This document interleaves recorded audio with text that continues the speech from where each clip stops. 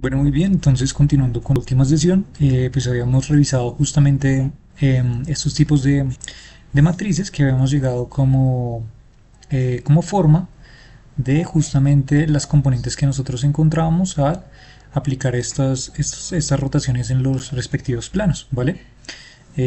Algo de pronto que se me olvidó decir al final era que justamente todas y cada una de estas matrices, dada la construcción que nosotros hicimos sobre los complejos, pues son matrices que corresponden justamente al grupo SU2, ¿vale? Donde ya sabemos que cumple las características especiales, donde el determinante de justamente nuestra matriz tiene el valor positivo de +1, y además también sabemos que el inverso justamente de estas matrices de transformación son iguales a el conjugado hermítico, ¿no? O la transpuesta conjugada. Y además también teníamos otra propiedad, que era que la matriz por su transpuesta, esto nos da la matriz identidad, ¿vale? Esas tres características eran justamente las características que se relacionaban con el grupo SU2, ¿vale? Para tener en cuenta.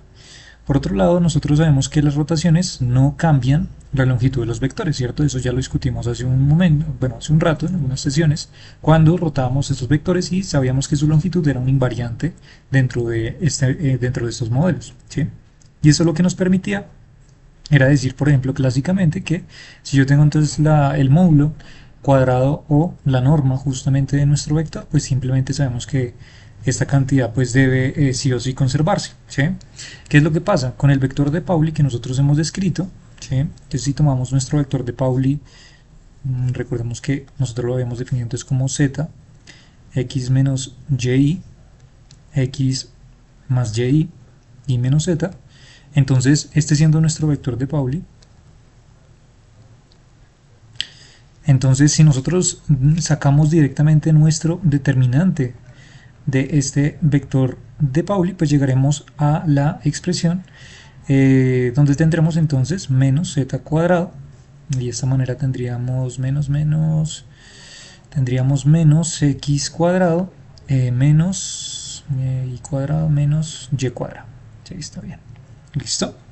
Y si nos damos cuenta, esto particularmente corresponde de hecho exactamente a menos justamente la norma de el vector, así como nosotros lo hemos definido. Eso quiere decir que el invariante relacionado justamente con nuestro vector de Pauli, ¿cierto? Es justamente el determinante del vector de Pauli, ¿sí? Entonces podríamos colocarlo the determinant of the Pauli vector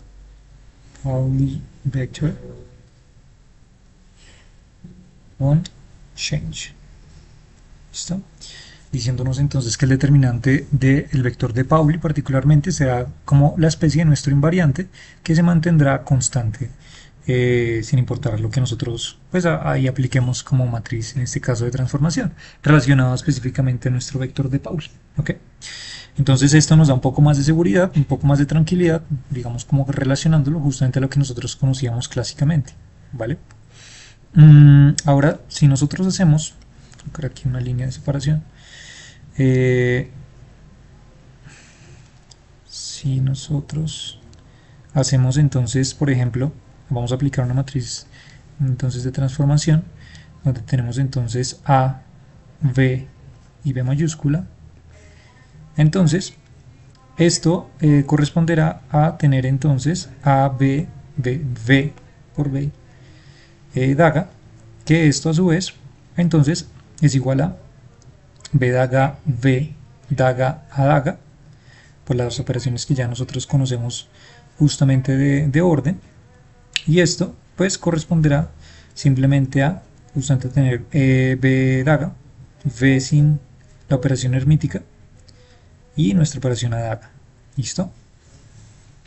Bajo las características que nosotros ya hemos visto en las clases anteriores, ¿sí? Para justamente esta transformación B, para nuestro vector, en este caso que estamos teniendo en cuenta, ¿sí?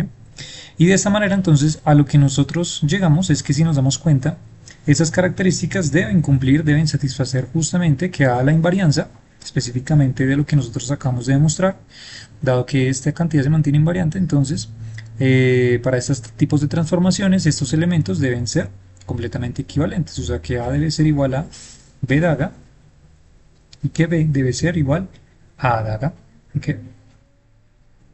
Y de esa manera entonces lo que podemos decir es que aplicar justamente esos tipos de transformaciones, ¿sí? A y B sobre V, perdón, eso simplemente conllevará a tener entonces esta operación por nuestra V, nuestro vector, y de nuevo del otro lado tendríamos entonces la misma operación pero con daga, que correspondería justamente a este elemento de acá, con estas dos características que estamos diciendo, ¿sí? Ok, ahora, luego si sacamos de allí el determinante de B, pues esto corresponderá entonces a sacar el determinante de A por V por A daga, ¿cierto? De esto último que acabamos de escribir. Y por las propiedades justamente de los determinantes, pues tener un determinante de tres elementos simplemente es la multiplicación de los determinantes de cada uno de los elementos. Aquí tendríamos determinante de A, determinante de B y determinante de A transpuesta conjugada, o sea, nuestra operación daga, ¿no? Y entonces de aquí lo que tendremos entonces es que esto será equivalente entonces a tener que, pues vale, si nos damos cuenta tanto del lado izquierdo como del lado derecho de la ecuación, aquí tenemos nuestro determinante de V, por tanto, lo que nos damos cuenta a partir de aquí es que el determinante de A, que corresponde a este término de acá, ¿cierto? Y el determinante de este término que aparece acá, que realmente vendría a tomar una relevancia importante con la operación conjugada, porque pues la operación transpuesta, dado justamente por nuestro determinante, pues nos devuelve justamente la misma matriz A, ¿vale? Y de esta manera entonces decimos que el determinante de A por el determinante de A conjugada, ¿vale? Esto debe ser igual a 1, ¿listo? Que simplemente sale de la propiedad que pues ya hemos discutido, ¿listo? Para esos tipos de matrices, ¿vale? Muy bien.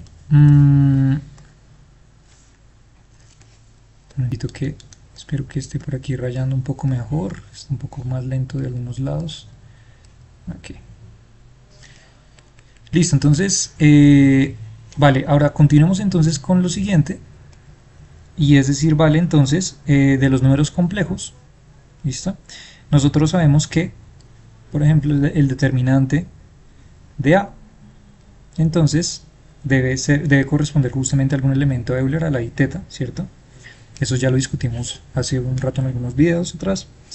Entonces, si decimos que A transforma justamente como A por E elevado a la I por algún factor phi, entonces luego lo que nosotros podemos decir es que aplicar justamente esta operación de transformación, tener A, B, A daga, corresponderá entonces a tener A por Euler a la I por phi, ¿cierto? Por B por de nuevo A Euler a la I por phi, pero con la operación de daga. Eso quiere decir entonces que lo que tendríamos aquí sería algo como Euler a la I por phi, por la operación B por Euler a la menos I por phi, por A daga. Listo, aquí al invertir justamente los elementos. Y nosotros ya sabemos que este por este pues nos va a dar exactamente 1. Y entonces aquí a lo que llegaremos de nuevo será a lo que ya teníamos anteriormente. Eso quiere decir de alguna u otra manera, o nosotros concluimos que existen múltiples matrices A que conducen a las mismas transformaciones. ¿Y cuál fue la única diferencia? Pues la única diferencia fue que nosotros agregamos una fase, ¿no? O sea que la fase realmente, fíjense que a pesar de que la introducimos, este tipo de transformación pues me va a generar varios tipos, de hecho diferentes, muchísimos tipos de transformaciones, ¿no? De matrices que me conducen justamente a estos tipos, a la misma transformación, mejor dicho. Eso quiere decir que, por ejemplo, podríamos tener casos donde nosotros, por ejemplo, hagamos esta transformación donde, por ejemplo, tengamos A por Euler a la I por pi medios, ¿sí?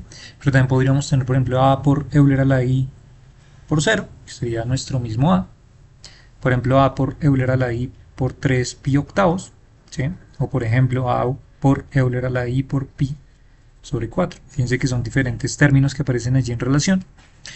Nosotros tendríamos que analizar cuál de estas transformaciones satisfacería entonces lo que nosotros ya sabemos que tiene que satisfacer, donde nosotros ya recordemos que la condición que tiene que satisfacer justamente es que el determinante de lo que nosotros coloquemos aquí dentro, ¿cierto?, debe ser igual a más 1, ¿ok?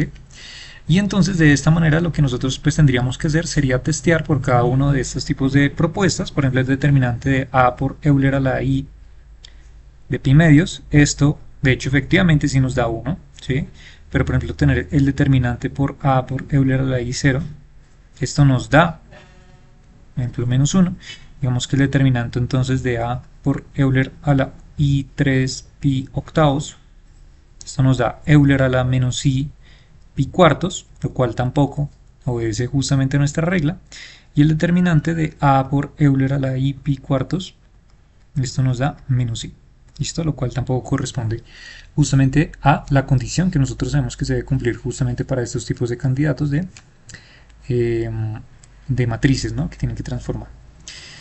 Ahora, lo que nosotros podríamos hacer es decir, vale, si entonces consideramos el determinante justamente de una matriz 2×2, vamos a hacer una matriz 2×2, que en este caso sería a por d menos b por c, y donde este determinante conlleva justamente a tener una fase como resultado, entonces luego lo que podemos hacer es lo siguiente, y es, vale, entonces, ¿qué pasaría si nosotros aplicamos a este determinante entonces una fase de menos pi medios a b, c, d, ¿listo?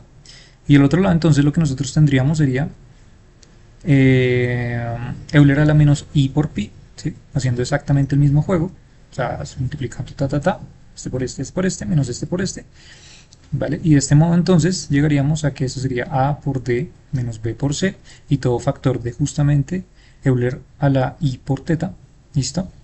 Y esto entonces a lo que nos llevaría sería a tener entonces, para aquí el primer elemento menos i por teta, que sería este término de acá, y para ese segundo término ya sabemos que correspondería entonces a tener Euler a la i por teta. Y esto nos daría como resultado el factor de más 1 específicamente, ¿sí? O sea que de alguna u otra manera lo que nosotros estamos haciendo, nosotros podemos forzar justamente a que el determinante nos dé 1 añadiendo un factor justamente de Euler a la menos i por teta sobre 2, ¿no? Entonces lo que podemos decir es que el determinante de a, entonces para cualquier determinante de a donde esto nos dé esto, ¿cierto? Luego, entonces podemos decir que el determinante de a por Euler a la menos i por teta medios, esto sí que nos llevará, y ya sabemos que va a satisfacer justamente la condición de que nos devuelva el valor de 1. ¿Listo? O sea, quiere decir de una u otra manera que lo que estamos haciendo es redefinir o añadir, digamos, un nuevo tipo de matriz, que sería entonces colocarlo como definición, como a por Euler a la menos i por teta dividido 2, donde el determinante de este a moño sería igual a más 1, y esto sí que sí satisface las condiciones que estamos diciendo. ¿Listo? Entonces nosotros podemos demostrar que, de hecho, a moño por b por a moño daga es igual a por b por a daga. ¿Listo? Es un paso bastante sencillo de mostrar, simplemente reemplazándolo por esto mismo. ¿Listo? Y podemos demostrar justamente esta invariancia que se mantiene sobre estas fases que nosotros podemos introducir en estas transformaciones, ¿vale? Otra propiedad es que, de hecho, ponemos por acá. Entonces otra propiedad es que, de hecho, si nosotros sacamos la traza de b, del vector b, entonces eso será como sacar la traza de a por b por a daga, ¿sí? Y esto es igual a 0, ¿sí? ¿Por qué es igual a 0? Pues porque nosotros sabemos que la traza de nuestro vector de Pauli, siempre estamos jugando con nuestro vector de Pauli, o sea, recuerden que esto que nosotros estamos utilizando, el vector de Pauli, es lo que estamos llamando aquí la v, la v que aparece aquí en todos lados, es nuestro vector de Pauli. Y sacar la traza del vector de Pauli sabemos que nos da 0 porque justamente la traza es la suma de los elementos de la diagonal principal, entonces tendríamos z menos z, o sea 0, ¿listo? Eso quiere decir entonces que nosotros tendríamos que 0 sería igual a la traza de, entonces, a daga por a por b, ¿de acuerdo? Ok, ¿Esto por qué? Pues porque nosotros recordemos que existe una propiedad cíclica de justamente las trazas. Si yo tengo la traza de tres elementos A, B, C, esto es igual a tener la traza de C, A, B, siempre y cuando se cumpla justamente que sea simétrico cíclicamente. ¿Listo? Importante tener esto en cuenta. Por eso puedo mover los elementos, pasar este para acá y luego este quedaría de segundas y este quedaría de terceras. ¿De acuerdo? Bueno, muy bien. Y nosotros recordemos que estos dos elementos, al multiplicarlos, y esto pues nos lleva específicamente a tener una constante por nuestra matriz identidad. ¿Sí? Nosotros podemos demostrar para cualquier ADAGA por A que siempre se va a cumplir esto. Entonces tenemos cualquier matriz de transformación ADAGA por nuestra matriz de transformación sin DAGA. ¿Sí? Esto nos llevará a una constante por nuestra matriz identidad, ¿vale? Y de esta forma entonces podríamos decir que, a ver, ¿cómo lo pongo? Mejor dicho, pongamos aquí las propiedades. Entonces también la otra propiedad es que la operación ADAGA A es igual a K por la matriz identidad. ¿Listo?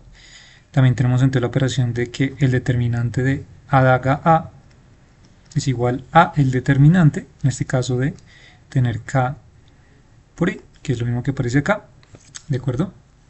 Y esto a su vez entonces pues nos llevará a tener que el determinante de ADAGA multiplicado el determinante de A es igual a, entonces aquí tendríamos, a ver, veamos, aquí tendríamos, a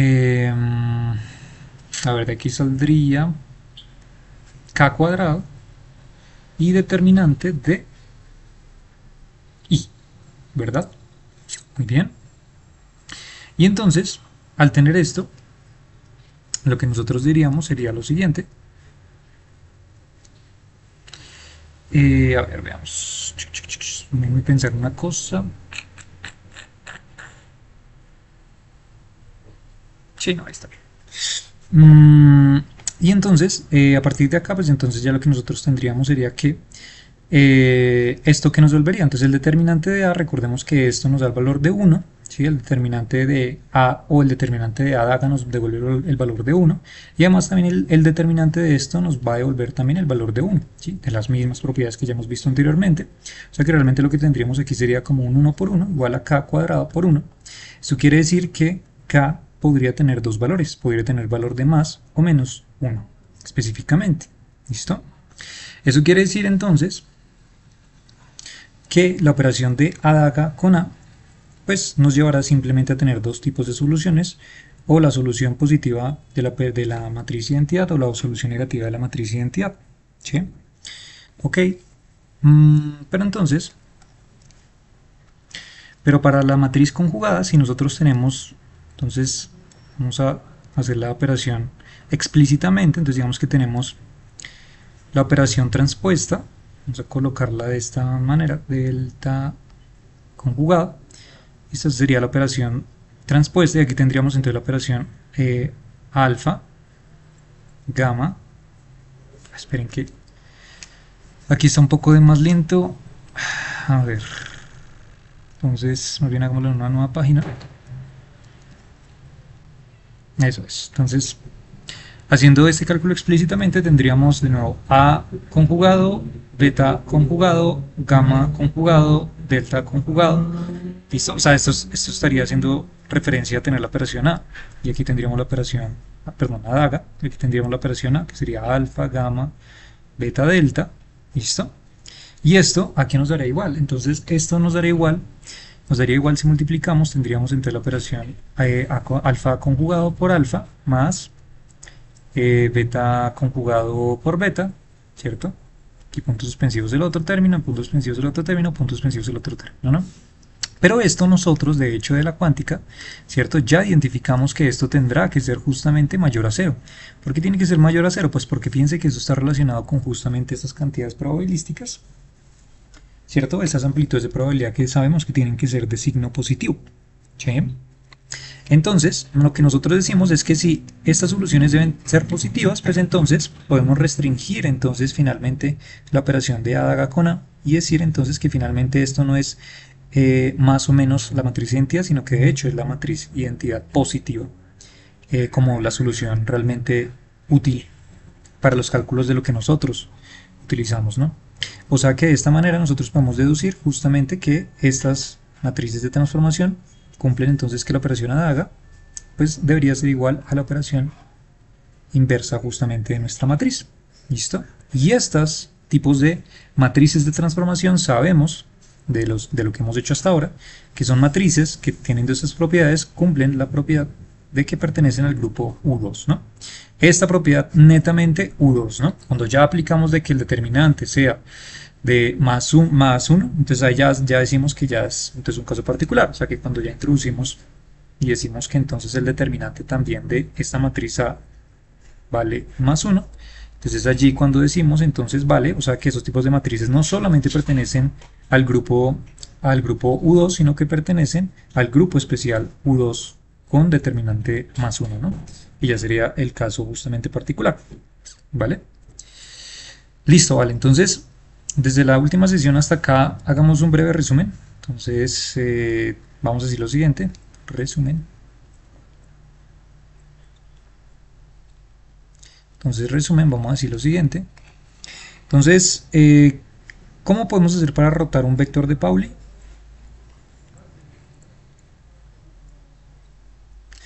Entonces, rotate a Pauli vector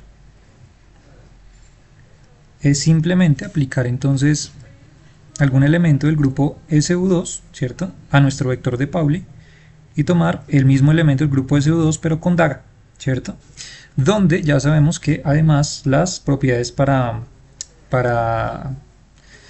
nuestro vector de Pauli va a ser que no tiene traza, ¿cierto? La traza de V es igual a 0, además también decimos que es hermítico, Hermitian, ¿vale? Y sabemos que el vector de Pauli es igual al vector de Pauli con daga, ¿sí? Y además también que el determinante de V es igual a menos, entonces, la norma justamente del vector, que sería en este caso lo que se mantendría invariante, ¿sí? Además, también hemos dicho hasta ahora que entonces lo que tendríamos sería que para las matrices SU2, entonces decimos que las matrices A que pertenecen al grupo SU2 cumplen las propiedades que justamente la operación conjugado hermítico es igual a su inversa, y además que el determinante de A debe ser igual a más 1, ¿no? Para que sean justamente sobre ese grupo, y donde pues hemos dicho, vale, recordemos que la operación entonces de la matriz A van a ser las componentes las que sean, A, beta, gamma, delta, y la operación daga simplemente es la operación transpuesta conjugada, que sería alfa conjugado, beta conjugado, gamma conjugado y delta conjugado, ¿no? ¿Listo? Y pues recordemos que de forma general nosotros decimos que la matriz inversa entonces simplemente va a ser 1 sobre el determinante de nuestra matriz, y en este caso tendríamos entonces delta menos gamma menos beta y alfa, ¿no? Que saldría justamente de, saldría justamente de acá. ¿Listo? Esa es la manera general. Por tanto, lo que nosotros decimos a partir de estas tres, o sea, relacionando tanto, mejor dicho, utilizando esta propiedad acá, entonces lo que nosotros decimos es que vale, a partir de estas propiedades de delta, a ver, veamos.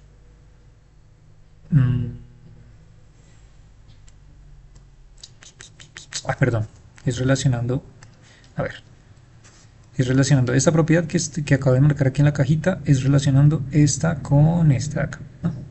Entonces, utilizando esta propiedad, pues lo que nosotros logramos identificar es que entonces delta va a corresponder a tener alfa conjugado, ¿sí? Y gamma va a corresponder a ser menos beta conjugado, ¿sí? Justamente por esa misma propiedad, ¿vale? Perdón. Y si además entonces consideramos justamente que el determinante de A vale más 1, ¿sí? Luego lo que podemos decir entonces es que entonces tener A alfa por alfa conjugado menos beta conjugado por beta, esto debe ser igual a 1, ¿sí? Bueno, pero de pronto no es tan visible para ustedes, así que primero pues hagamos lo siguiente. A ver, veamos. Si esto es verdad, pues más bien hagamos algo. Si esto se cumple, dada la primera propiedad del grupo SU2, entonces pues podemos reemplazarlo en la matriz A. O sea que nuestra nueva matriz A vendría dada por alfa, ¿cierto? Luego por gamma, pero gamma es menos beta conjugado. Luego vendría por beta y luego vendría por delta, pero delta es alfa conjugado. ¿Sí nos damos cuenta? Ahora entonces, sí que sí, ahora sí podemos decir entonces el determinante de A, que debe ser igual a 1, ¿sí? Esto es igual entonces ahora sí a alfa por alfa conjugado, menos, y ahora sí, creo que es un poco más visible, beta conjugado por beta, ¿no? ¿Vale? Perfecto. Y pues esto no es ni más ni menos simplemente que tener entonces, pues esto es simplemente la norma de alfa al cuadrado más la norma de beta al cuadrado. ¿Sí? Esto, recordemos que es la propiedad justamente de los números complejos cuando tenemos pues estos términos, ¿no? Que parecen bastante mecánica cuántica, ¿vale? Entonces, esta de aquí sería una matriz SU2 justamente que me permite generar este tipo de rotaciones de los vectores de Pauli. ¿Listo? Para que lo tengamos en cuenta. Esas serían las características. Y entonces solamente existen, o bueno, solo existen tres parámetros reales relacionados con los tres planos. Entonces, si nosotros queremos generar una rotación teta, entonces en X, en el plano XY, o también tenemos por ejemplo una rotación de phi en el plano YZ, listo, pero también podemos tener una rotación psi en el plano ZX, listo, vale, perfecto. Listo, que esto de hecho estaría relacionado a algo como justamente con los ángulos famosos que aparecen por allá en mecánica analítica de los ángulos de Euler, ¿no? Ángulos de Euler. ¿Listo? Bueno, muy bien. Y entonces lo que podemos decir a partir de ello es lo siguiente. Es que para cada, coloquémoslo acá si quieren, para cada matriz de rotación 3×3, rotation matrix, vamos a llamarla R, que pertenece al grupo SO3, ya sabemos por qué el grupo SO3, ¿sí? Entonces decimos hay dos, ¿cómo lo llamamos? Matrices SU2 correspondientes, ¿cierto? Corresponding SU2 matrices más o menos A. ¿Listo? ¿Listo? Entonces, ojo con lo que estamos diciendo porque ese es un momento clave justamente de lo que hemos dicho hasta ahora. Para cada matriz de rotación, para una matriz de rotación R del grupo SO3, que pertenece al grupo SO3, siempre van a existir dos correspondientes matrices más o menos A. ¿Sí? ¿Y esto de dónde viene? Bueno, porque si nosotros reemplazamos o hacemos la sustitución de A por menos A, ¿sí? Dentro de nuestra transformación de que dijimos del vector de Pauli, si tenemos nuestro vector de Pauli aplicándolo justamente a lo que nosotros acabamos de describir, si nosotros hacemos esta transformación con esta condición, entonces ahora lo que tendremos será menos A por nuestro vector de Pauli y luego tendremos menos A daga, y en este caso nuestro menos por menos se nos va a más. Eso quiere decir que volvemos a recuperar justamente la operación AB a daga. ¿Listo? Eso quiere decir, de alguna u otra manera, que al anularse y no cambiarse justamente las características y las condiciones de esos tipos de transformaciones por simplemente haberlo tomado como matriz negativo, entonces esto también es una solución, ¿no? Entonces podemos decirlo, so minus A also is a solution. O sea que realmente lo que tendríamos serían dos soluciones, o la solución A o la solución menos A. ¿Ok? Y entonces esto nos lleva a uno de los conceptos clave justamente de estas relaciones de los grupos o entre grupos, que es lo siguiente que voy a escribir a continuación, y es entonces que denotamos o decimos que el grupo SU2 is the double cover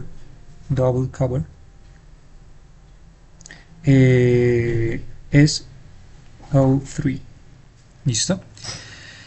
Esto que acabo de escribir es bastante importante porque es una relación que aparece justamente entre ambos grupos. Recordemos que el grupo SO3 de alguna u otra manera trabajaba sobre, habíamos dicho que trabajaba un poco más, o lo podíamos pensar más como hacia el ámbito de las cantidades reales, mientras que el grupo SO2 era un ámbito más bien hacia el carácter complejo, ¿no?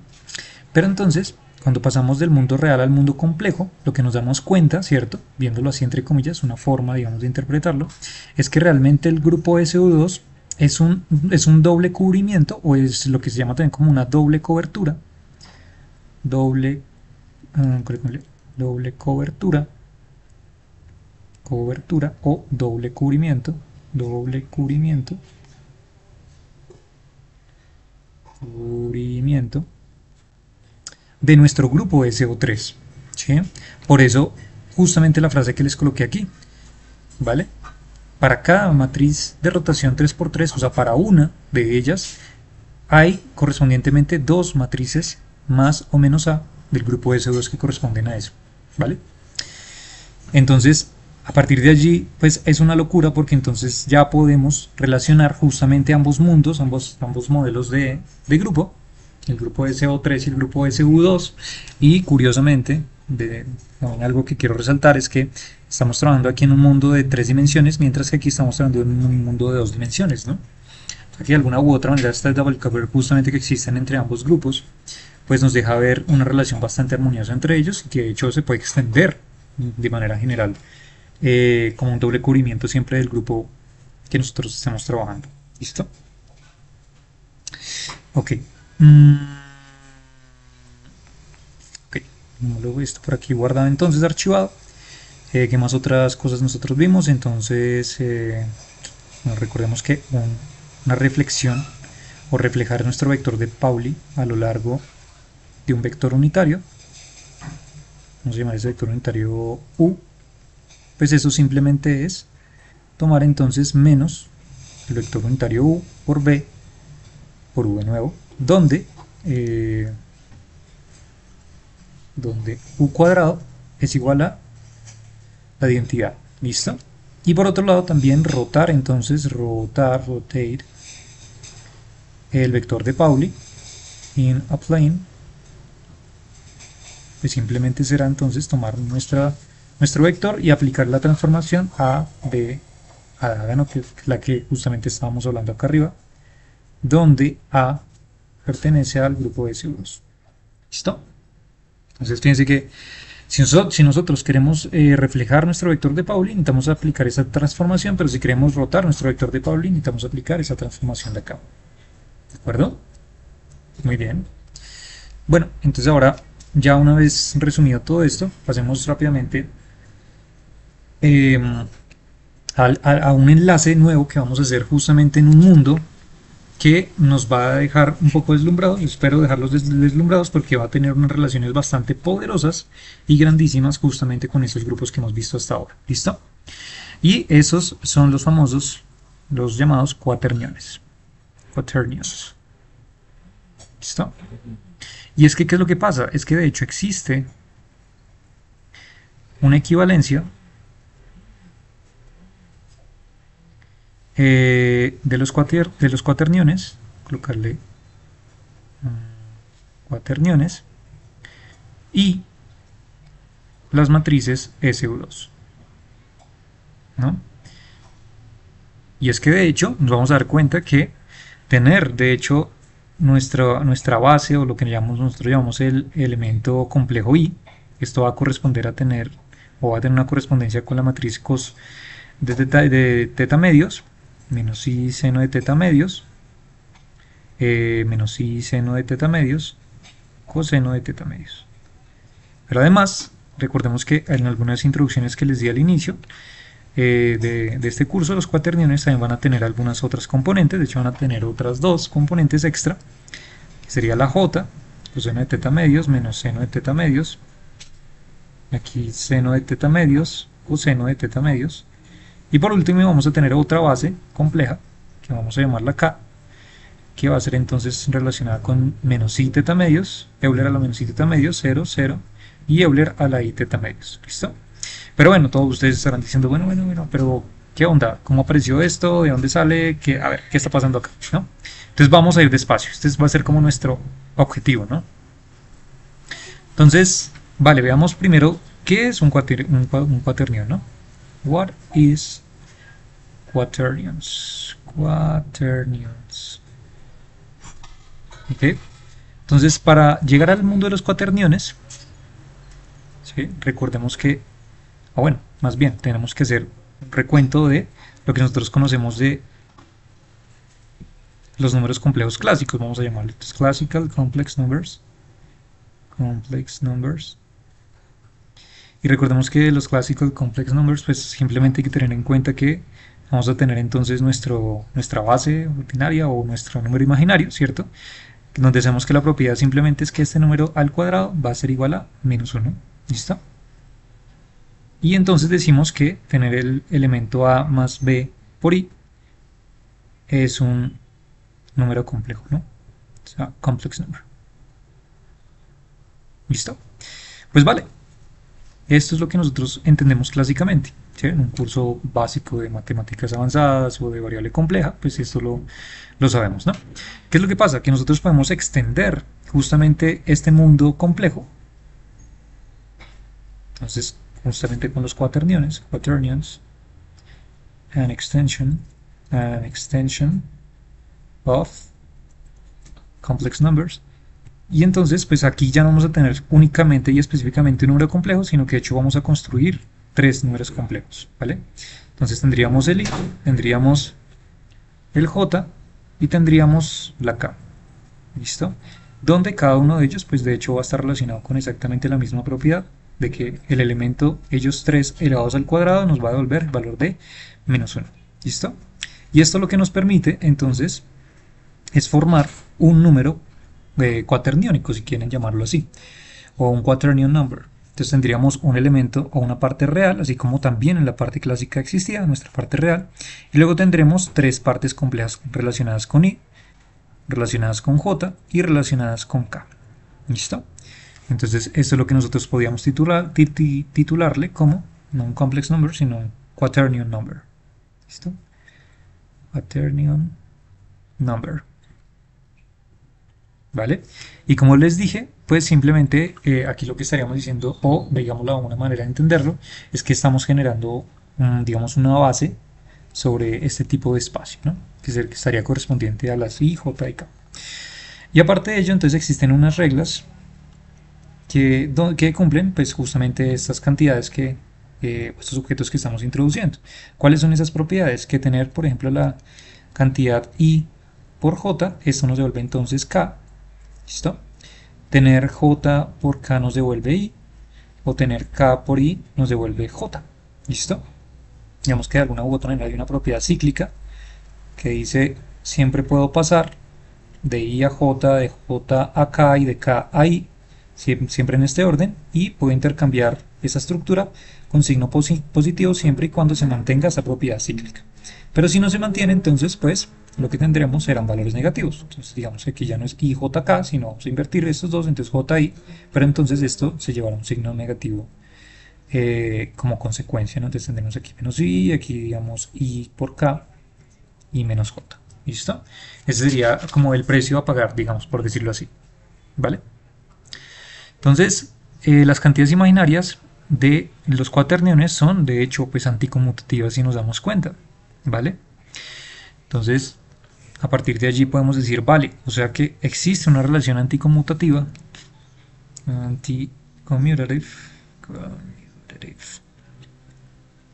¿listo? Donde decimos entonces que i por j es igual a menos j por i.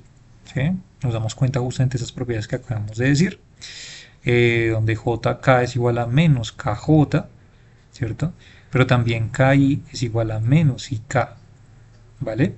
O sea que de alguna u otra manera podemos resumir esto en una pequeña tabla, de la siguiente forma. Entonces podemos decir, a ver, veamos, tendríamos este i, j, i, k, y también tendríamos entonces aquí i, j, y k, eso es. Entonces aquí tendríamos, digamos, i, uy, perdón,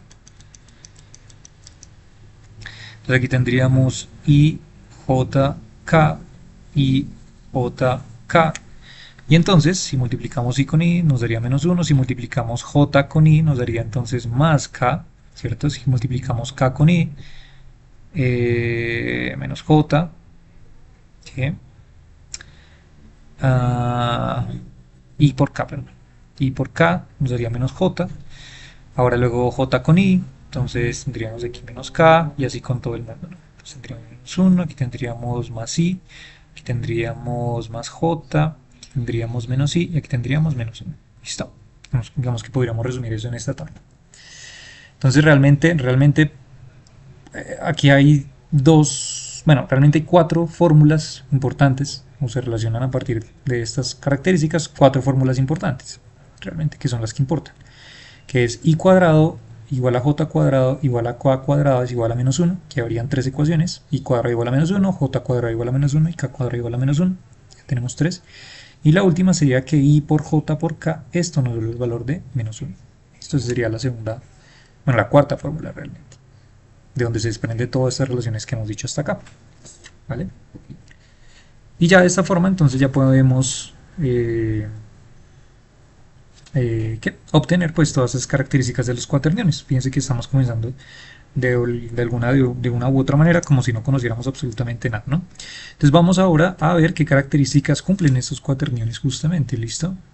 Entonces vamos a definir entonces a un cuaternión simplemente de la estructura, como ya los había dicho, A más BI más CJ más DK. ¿Listo? Cuaternión con 4 elementos. Bueno, si alguien se preguntó por qué cuaternión de 4 elementos, es porque estamos relacionando 4 elementos en este número complejo, ¿no?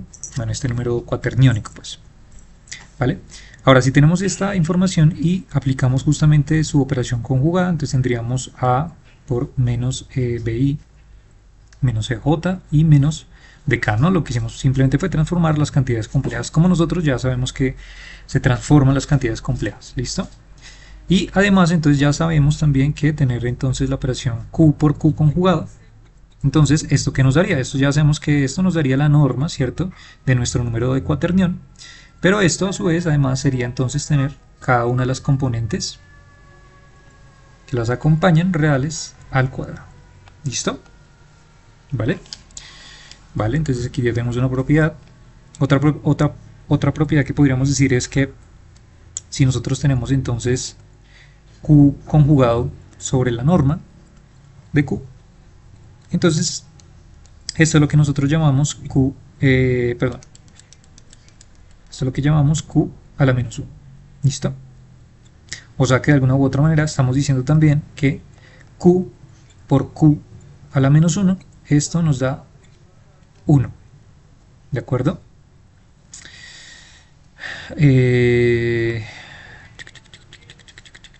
Veamos aquí un momentito, esperar un segundo. Ya está. Sí, ¿no? Pues creo que es evidente. Porque de aquí entonces lo que estamos diciendo es que si esto es verdad, pues, o sea, para que esto sea verdad, pues obviamente tenemos que para satisfacer esto, necesitamos obligatoriamente decir que esto es verdad, ¿no? ¿Y por qué? Pues porque si reemplazamos aquí Q a la menos 1, pues esto nos daría Q conjugado sobre la norma de Q, ¿cierto? Al cuadrado igual a 1, pero esto por esto de acá arriba es igual, pues de hecho a la norma de Q cuadrado sobre la norma de Q cuadrado y recuperamos el 1, ¿sí? Para tenerlo en cuenta, ¿vale? Ok, y si recordamos entonces las matrices de Pauli, entonces vamos a hacer, un momentito aquí, pausa esto, y vamos a recordar un momento las matrices de Pauli, matrices. Entonces tenemos la matriz de Pauli a sigma x, que es 0, 1, 1, 0, la matriz de Pauli sigma y, que es 0, menos i, 0, la matriz de Pauli sigma z, que es 1, 0, 0, menos 1, ¿listo? Y entonces nosotros recordamos las propiedades de ellos, ¿no? Y las propiedades de ellos es que si tú tienes cualquier tipo de sigma al cuadrado, sigma x al cuadrado, sigma y al cuadrado, sigma z al cuadrado, esto nos devuelve la identidad, ¿cierto?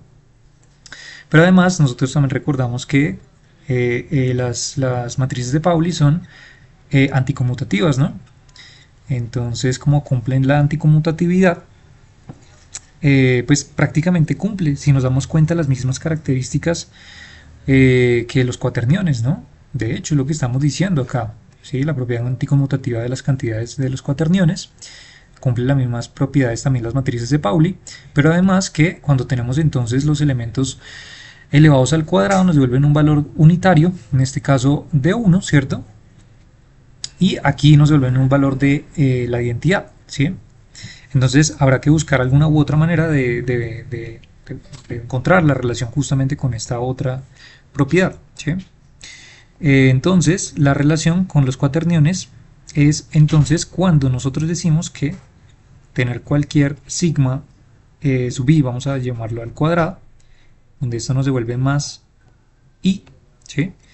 Pero entonces lo que nosotros decimos es que la operación de sigma i sigma j para cualquier coordenada x, y o z al cuadrado, esto nos va a devolver entonces la cantidad de menos la matriz identidad.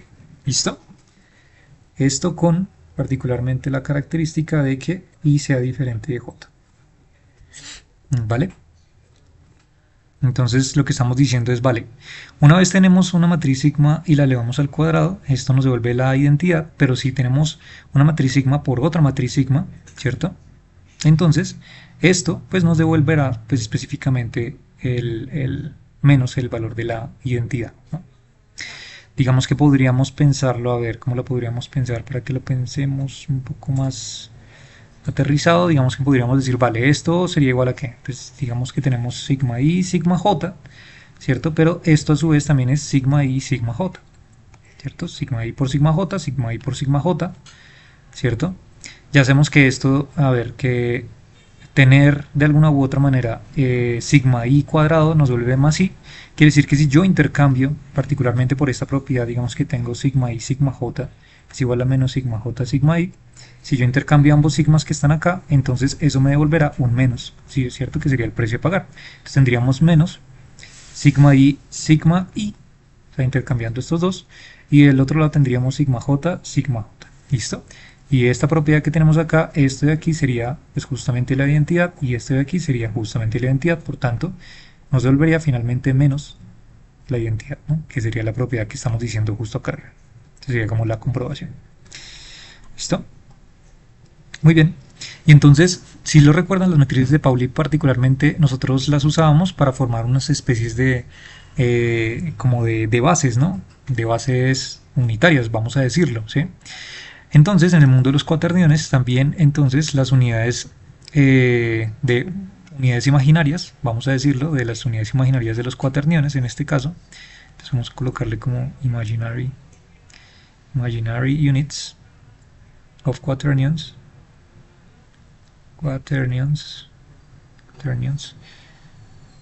y j y k, listo, como feo. ¿Listo? Entonces están relacionadas, are related with pairs of sigmas. O sea que de alguna u otra manera lo que estamos diciendo es que por cada unidad imaginaria que nosotros estamos añadiendo en los cuaterniones, existe una relación directamente con cada par de matrices de Pauli, ¿sí? O sea, para que logremos obtener las mismas condiciones que nosotros teníamos en los cuaterniones, o sea, para esta condición específicamente, ¿sí? Que sería esta condición que aparece acá, entonces fíjense que para que logremos generar esta equivalencia o este isomorfismo, entonces pues tenemos que lograr generar un acople de pares de matrices sigma para que logremos recuperar lo mismo que tenemos acá arriba.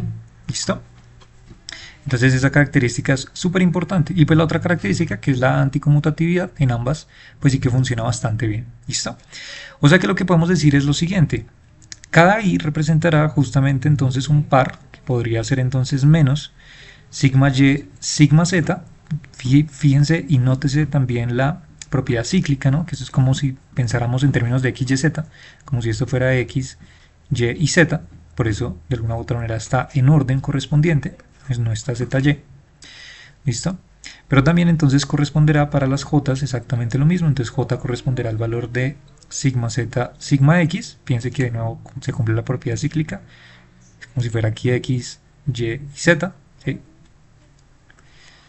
Y por último, pues asimismo también lo tendremos para acá, donde nuestro último número o nuestra última unidad imaginaria sería entonces menos sigma x, sigma y.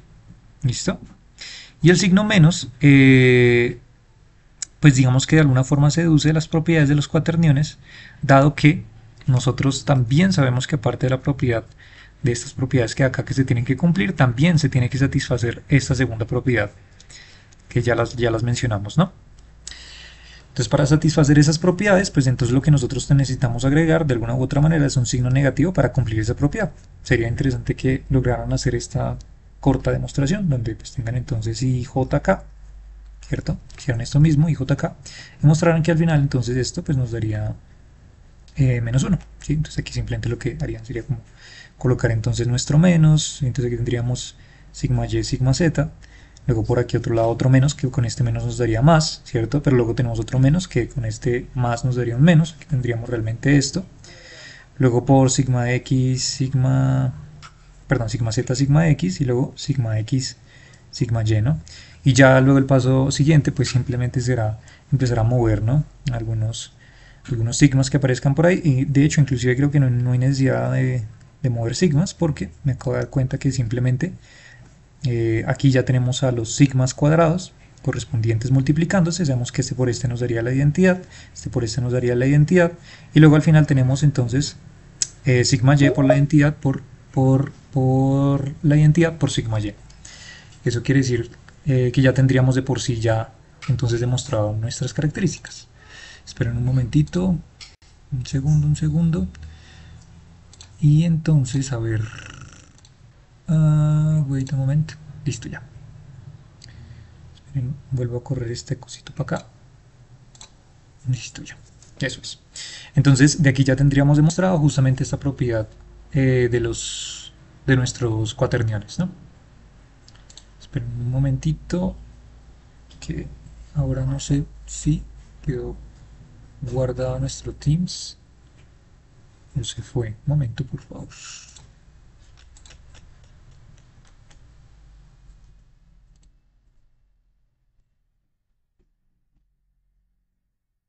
A ver, un segundito.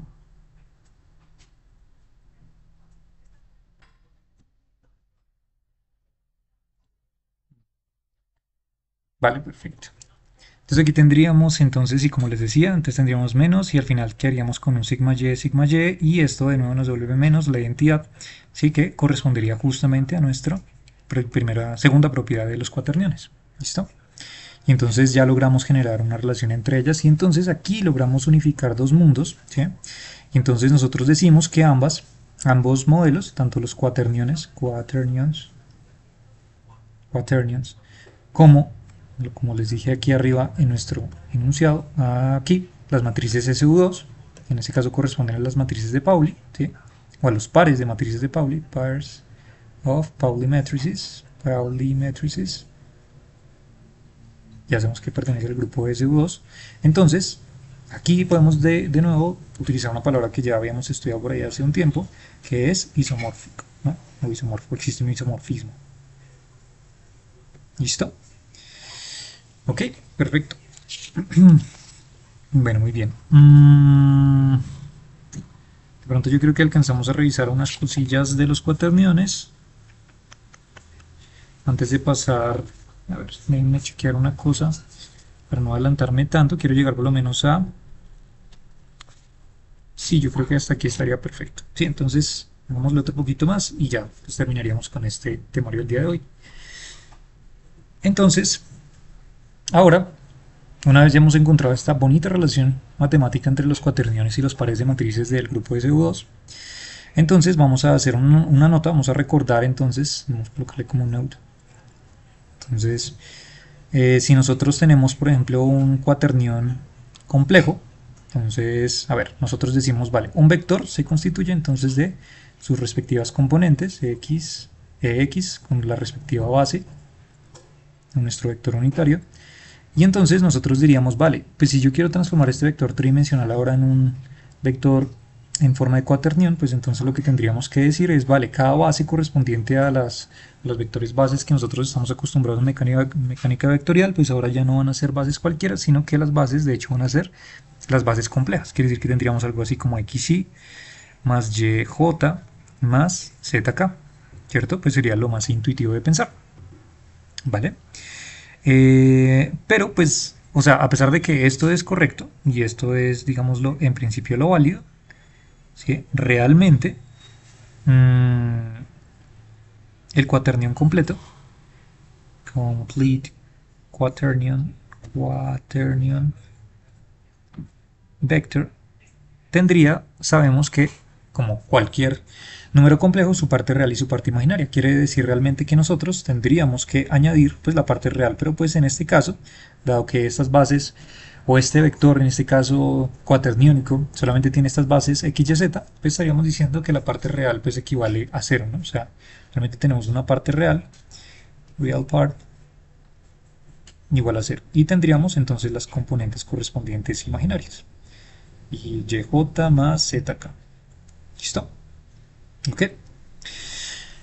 Y ahora entonces, una vez tenemos estudiado todo lo que hemos estudiado hasta ahora, entonces hemos dicho, vale, de las propiedades de las rotaciones, nosotros sabemos que, nosotros decimos que, por ejemplo, rotar entonces un vector de cuaterniónico o algo así, ¿cierto? Entonces corresponderá aplicar entonces una transformación de la forma entonces Q por B por Q conjugado, ¿listo? Los cuales son similares con entonces esta propiedad que nosotros ya sabemos que representa, ¿cierto? Y donde para cualquier ángulo, específicamente para cualquier ángulo que nosotros queramos rotar, entonces se dice que esta forma de transformación va a venir equipado con un coseno de teta medios, que sería la parte real, real part, y luego más un seno de teta medios con las respectivas componentes, entonces la componente AX en la base Y más la componente AY en la base J más la componente AZ en la base K, y esto pues correspondería específicamente de hecho al eje de rotación, axis of rotation. ¿Listo? Entonces veamos un ejemplo aplicado de esta forma de rotar vectores, ¿no? A ver, algo importante a tener en cuenta es que esto que hemos construido, esto de hecho está relacionado justamente con lo que nosotros ya vimos anteriormente, ¿vale? Esto no es nuevo. Esto de hecho va relacionado justamente con esta matriz de transformación cuando nosotros hicimos la generalización para cualquier tipo de eje, ¿cierto?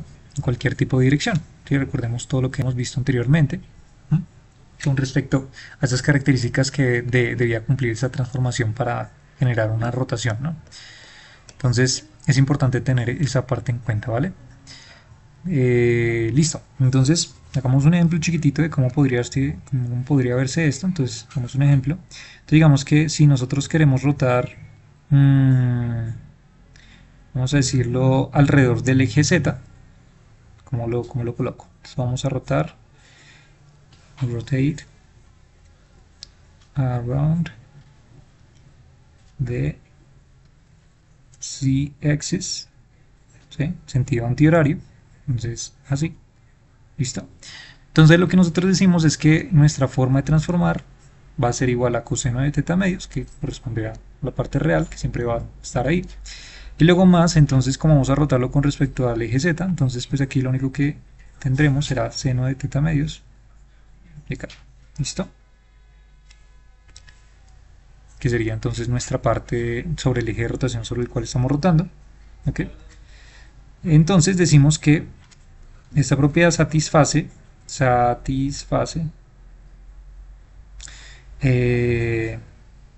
las propiedades, ¿no? ¿Listo? O sea, si nosotros queremos aplicar justamente a nuestro vector cuaterniónico ambos elementos, entonces cuando lo apliquemos, pues ya sabemos que esto corresponderá, o sea, satisfacerá justamente la relación que acabamos de mencionar, o sea, esta de acá, mejor dicho. ¿Listo? Así igual sería como una propuesta para que lo realicen y lo demuestren, a ver qué tal les sale. ¿Listo? Otro ejemplo podría ser entonces, rotar, digamos K, el vector, por ejemplo, cuaterniónico, que solamente tiene la componente K, alrededor del eje J. ¿Listo? Entonces, ¿esto a qué corresponderá? Pues, a ver, si estamos diciendo que esta cosa transforma de esa manera, pues hagámoslo un poquito más explícito. A ver, podríamos colocarlo como, a ver, coseno de teta medios más seno de teta medios J, ¿cierto? Que esto correspondería a nuestra Q, ¿cierto? Nuestra Q, perdón, esta Q, esta de acá. Luego tendremos entonces nuestra V, pero V en este caso solamente tiene la componente K de nuestro cuaternión. Luego tendríamos entonces coseno de teta medios menos, ¿por qué menos? Porque está conjugado, entonces tendremos seno de teta medios por J, ¿listo? Y de esta manera entonces, pues ya lo que podríamos hacer sería pues simplemente multiplicar los elementos correspondientes. Y entonces si multiplicamos todo esto, a lo que llegaríamos sería algo de la siguiente forma. Entonces tendríamos algo como coseno de teta medios al cuadrado, no, sería menos seno de teta medios al cuadrado, por este, sí, todo esto factor de K. Y luego tendríamos el elemento cruzado, ¿no? Que esto realmente saldría como, o sea, mejor dicho, esto aquí es un trinomio, pero multiplicado por una K, ¿vale? Entonces el otro elemento sería 2 veces coseno de teta medios, seno de teta medios. Y luego sería por J por K. A ver si esto está bien, sí, correcto. ¿Listo? Perfecto. Y esto, entonces al final lo que nos devolvería es, ¿qué sería? Entonces esto al final lo que nos devolvería sería específicamente el elemento coseno de teta por K más seno de teta por I. ¿Listo? A ver, vamos a chequear una cosa.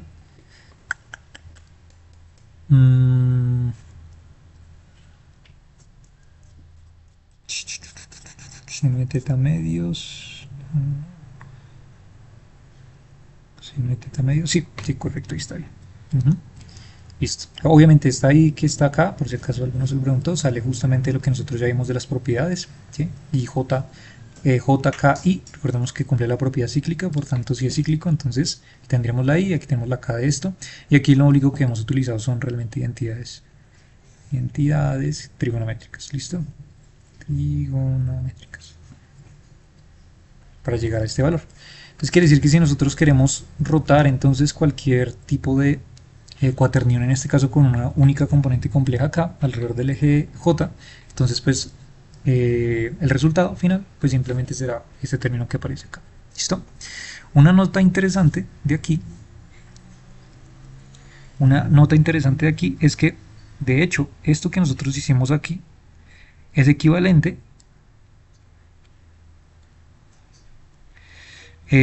a rotar V como si fuera, entonces fíjense que en términos de las matrices de Pauli sería sigma z, ¿cierto? Alrededor, entonces, around del plano, en este caso sigma z, sigma x, ¿listo? Donde allá nosotros ya lo vimos que justamente esto correspondía a tener entonces coseno de teta medios menos seno de teta medios, y aquí teníamos entonces algo así como sigma z, sigma x, ¿cierto? Y aquí tendríamos sigma z, y aquí tendríamos entonces coseno de teta medios más seno de teta medios sigma z, sigma x, ¿listo? Y de hecho, pues esto de aquí, ¿cierto? Este de aquí estaría haciendo las veces justamente de nuestra j, ¿no? Además porque fíjense que cumple la propiedad cíclica. O sea que de alguna u otra manera esto es como si nosotros tuviéramos aquí un sigma y este de aquí es como si nosotros tuviéramos un sigma y. Y de esa manera entonces fíjense que estos sigmas y vienen a corresponder o a tener ese isomorfismo justamente con las j desde el punto de vista de los cuaterniones, ¿no? Y la parte real, tanto el coseno de teta medios en ambos lados se conserva completamente igual, o sea que es la equivalencia bastante completa. ¿Listo? Muy bien, entonces a partir de esto, recordando entonces que si nosotros describíamos nuestro vector de Pauli como x sigma x más y sigma y más z sigma z con una rotación que transforma entonces de la forma u por U por V por U daga con, entonces U daga cumple la propiedad que esto nos da la matriz identidad, donde entonces ya sabemos que esta U tiene justamente la forma coseno de teta medios por la matriz identidad, ¿cierto? Menos seno de teta medios, donde esto sería la componente AX por sigma Y sigma Z más A supra Y, perdón, sigma Z sigma X más A supra Z sigma X sigma Y, ¿listo? Donde esto correspondería a, específicamente aquí al plano de rotación, ¿listo? Fíjense que la construcción es completamente análoga, ¿sí? Es isomorfa, específicamente a lo que nosotros hemos construido para los cuaterniones equivalentemente, ¿listo? O sea que esto realmente es una estructura similar, es similar, ¿listo? Además también recordemos que la operación U daga es igual a la inversa, ¿cierto? Eso quiere decir que usando, coloquémoslo aquí, using sigma sub i daga es igual a sigma sub i, ¿sí? Sigma sub i, sigma sub j daga es igual a sigma j daga, sigma i daga, y de esta manera entonces podemos decir entonces que sigma j sigma i es igual a menos sigma i sigma j. Listo, de la propiedad justamente hermítica que tienen las matrices de Pauli. Entonces la propiedad hermítica me permite recuperar a partir de esto mismo que acabamos de construir, pues la propiedad anticonmutativa de las matrices de Pauli. ¿Listo? Bueno, muy bien. Y entonces con esto podemos decir lo siguiente ahora sí. Vamos a ver. Entonces quiere decir lo siguiente, podemos colocarlo como una manera de resumen chiquitito. Podemos decir rotar un vector de 3 dimensiones, 3D vector with unit quaternions.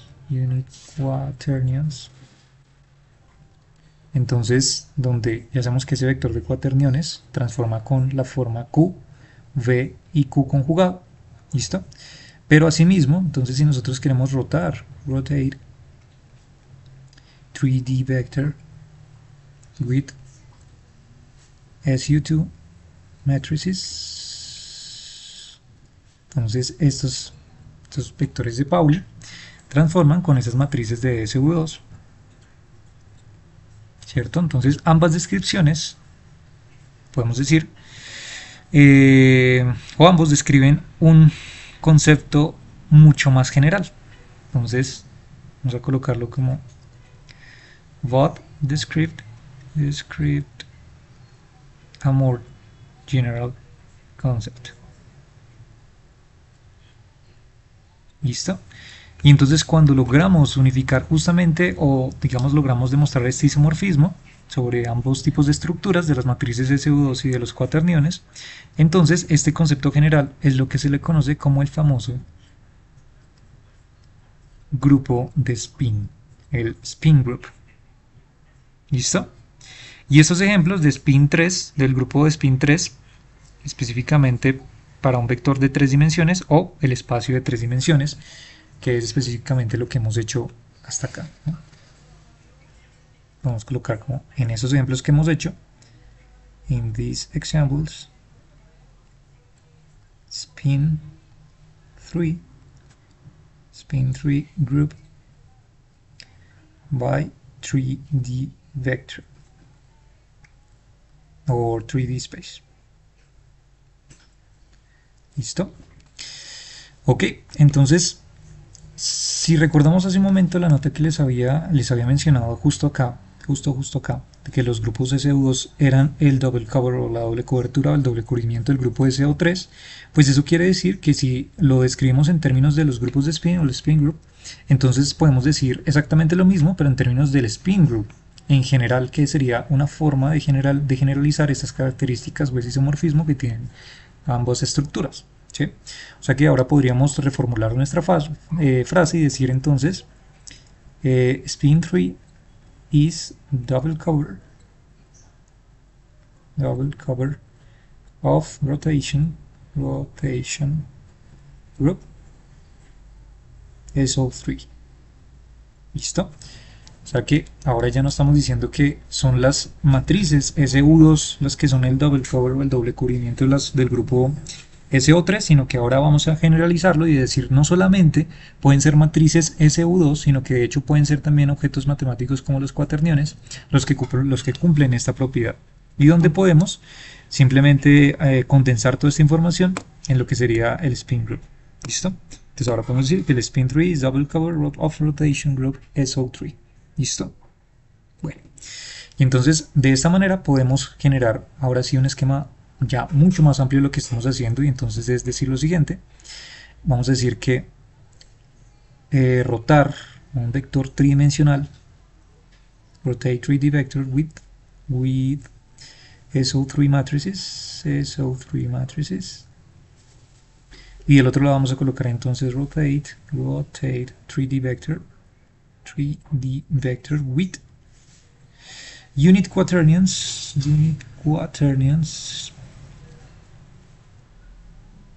Entonces aquí sería the same with SU2 matrices. Entonces lo que diríamos es, vale, esta correspondencia la podemos encontrar cuando nosotros, por ejemplo, tenemos en el mundo de las rotaciones del grupo SO3, tenemos un vector el cual queremos rotar aplicando una matriz de rotación, ¿cierto? Entonces vamos a colocarle for each matrix SO3. Entonces ya sabemos que estas matrices de rotación cumplen que la matriz de rotación inversa es igual a su matriz transpuesta y que el determinante de la matriz es igual a más 1, ¿sí? Y entonces lo que decimos es que una vez sabemos que existe esto en el mundo de SO3, existe un double cover, por eso el doble cubrimiento.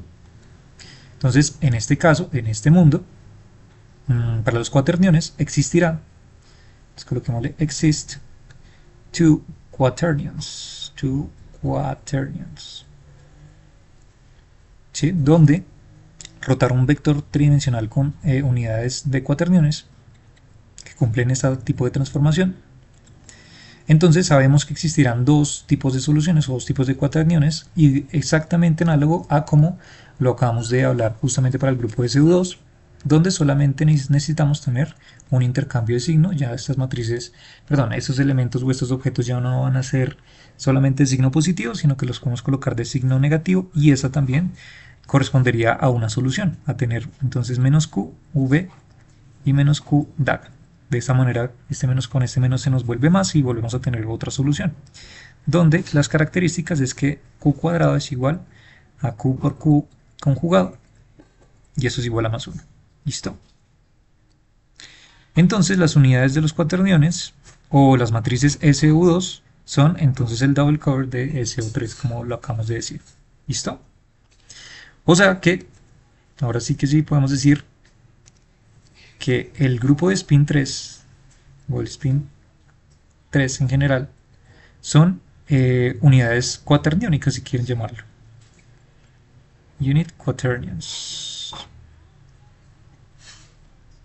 Ok, importante, un unit quaternions en este caso en un espacio de 3 dimensiones, 3D space. ¿Por qué de 3 dimensiones? Pues porque fíjense que eso lo estamos denotando con este número que está dentro justamente del grupo de spin, ¿sí? El spin 3 corresponde a un mundo de 3 dimensiones. Si tenemos un spin 4, 5, 6, 7, 8, 9, 10 y ahí para allá, pues eso corresponderá a una n dimensión, ¿cierto? Un espacio n dimensional de ese spin n que nosotros estamos teniendo en cuenta, ¿de acuerdo?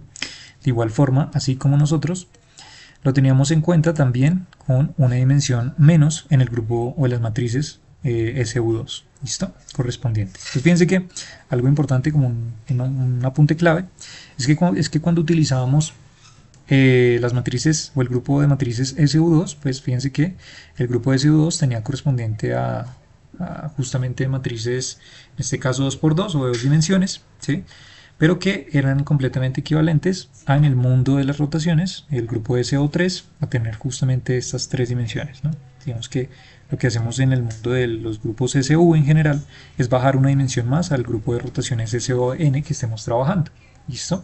Mientras que estamos trabajando el grupo de spin en general, pues ese grupo pertenecerá específicamente al espacio sobre el cual también estamos trabajando,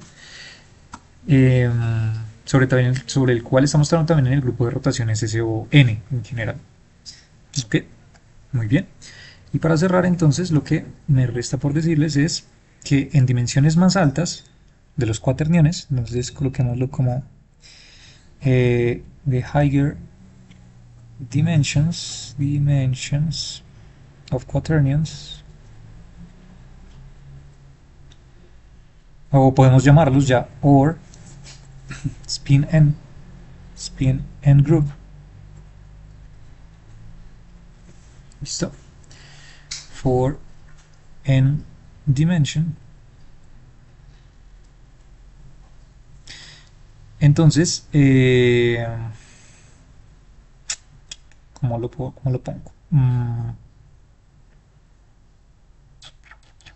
Vamos a decir lo que, si queremos extender, pongámoslo de esta manera, si nosotros queremos extender este grupo de spin n para cualquier tipo de dimensiones, ¿sí? Entonces, para lograr explicar o para lograr utilizar este tipo de grupos de spin de más altas dimensiones, nosotros necesitamos lo que se conoce justamente como las álgebras de Clifford. Las Clifford álgebras, o también lo que se conoce como las álgebras geométricas. Geometric algebras. ¿Listo? Entonces, sea que estemos trabajando en un grupo de spin en dimensiones más altas, pues sí que sí vamos a requerir entonces ya de una extensión mucho más amplia sobre pues esos tipos de operaciones que podemos utilizar tanto desde un punto de vista de los cuaterniones como un punto de vista de las matrices SUN en general que estemos utilizando. ¿Listo? Entonces, para ello, la rama particularmente de las matemáticas que analiza esos grupos de spin en altas dimensiones serían las Clifford algebras o geometric algebras. ¿Listo? Y con ello entonces ya vamos teniendo entonces un esquema de aquí para adelante para empezar a analizar cómo podemos construir estas álgebras de Clifford y cómo es de hecho la forma en cómo nosotros las usamos usualmente. ¿Listo? Entonces, vale, hasta aquí entonces dejamos y nos veríamos entre la siguiente sesión. Gracias.